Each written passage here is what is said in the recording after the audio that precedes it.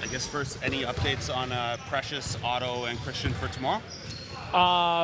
Precious did a great job today. He was biggest part of the practice. He did not just participate in a contact today, but he's feeling much better. Otto went through whole practice with the team today. He's feeling good as well. So we'll go from there. Would you expect Otto to play tomorrow? Or I don't think so. Not yet. They're not going to rush anything at this point. How are you feeling generally right now? You've had almost 2 weeks now. Tomorrow, your first test in about a week here. How are you feeling about how things are going? We took advantage of whole week to practice. We were able to add a couple of new things to clean up some things offensively, defensively.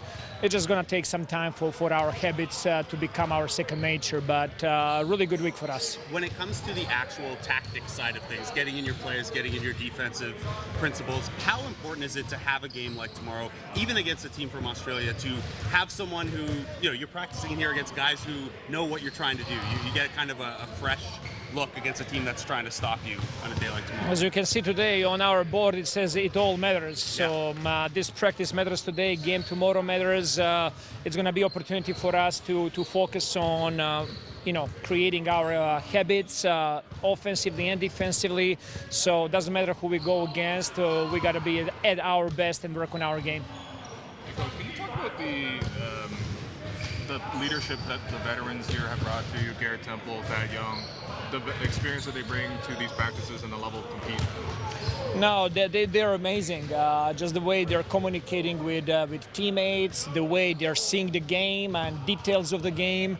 They're able to help me, to help coaches with nuances, and I'm really encouraging, empowering those guys to talk. And I think there is a huge value when players talk amongst themselves. I think that goes a long way. Yeah, and when it comes to accountability, right? I'm sure that's a big part of your job, holding accountability for everybody in the organization. How do the vets also help with that? To be honest with you, our group over here is great, very coachable, very professional. At this level, I think accountability really comes down to do your job. And the more players have defined their jobs and their roles and what they need to do and have a clear plan, what do we need to do offensively and defensively on the court and off the court, I think it's much easier for those guys to follow that. And our group is a high-level group with that.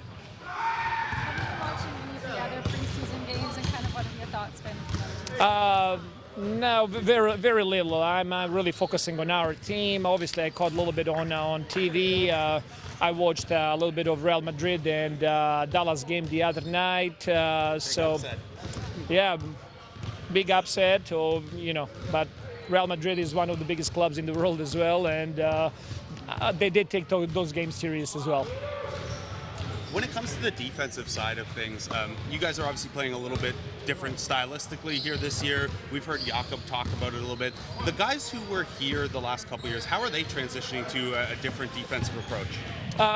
Obviously, when any kind of habit that you create over the time, to break those habits, it's not an easy thing. It became their second nature, so now we're trying to create new second nature. And obviously, we're not going to completely change what we're doing. We're going to have some schemes that are good for our team, switchability and whatnot. But at the same time, we got to think about, like, in the long run, what are the best things and strategies and tactics that we can put in place. But guys so far doing a good job of picking it up.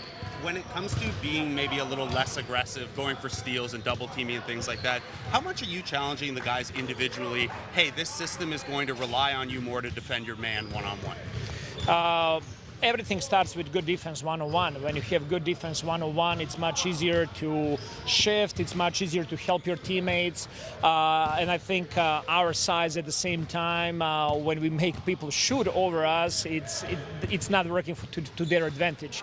And at the same time, we're working a lot on our rotations and scramble defense and using opportunities there to have our active hands and to get deflections and to get steals. So I think we're going to continue being very aggressive, which I think is a character of our people on the roster, and I think that's a good thing for us. Coach, you talked at Media Day about sort of Pascal needing maybe a little bit of time to adjust and to the new system and everything like that. How has he adjusted during training camp? it's him and everybody else. He's no different than anybody else, and he's doing a great job. We're talking every single day about what we need to do offensively and defensively. He's asking great questions. He's giving me some ideas and thoughts what we can do. We're having great communication, and it's every single day we are moving and getting better as a team. Right. And when you think about your overall offensive philosophy that you want to bring to this group, is it more sort of you want to create offense through movement rather than the dribble? Would you agree with that statement? Yes. Yeah. I would. Okay. Thank you. Looks like no Jakob here.